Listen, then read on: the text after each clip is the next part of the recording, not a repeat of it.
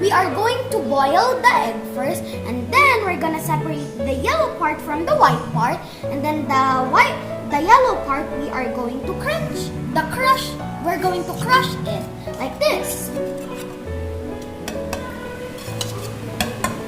Guys, kung gusto niyo yung ganito yung consistency or sobrang durog, okay lang.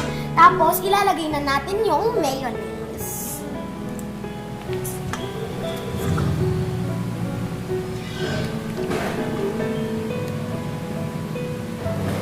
So guys, pag sa egg sandwich namin, mahilig kami na lasang-lasa yung egg namin. So, we put 10 eggs and then sa 470 ml ng mayonnaise, we usually use Lady's Choice.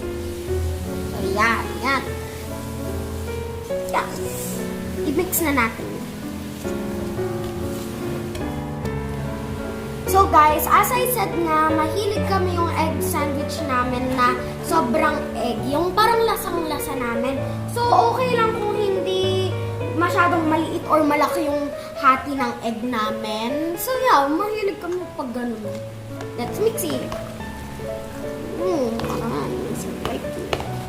Guys, lalagyan natin siya ng garlic powder. Tapos, kayo kung ayaw niyo yung garlic or ayaw niyo yung lasa ng garlic, okay na din kung hindi niyo lalagyan. Kayong bahala. Tapos, lalagyan din natin ng black pepper and salt and sugar.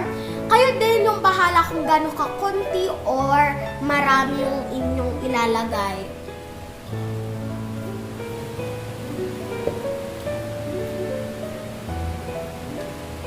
There we go. Ta-da! This is good. Going to be good. So guys, to know if it tastes good, we put it on bread.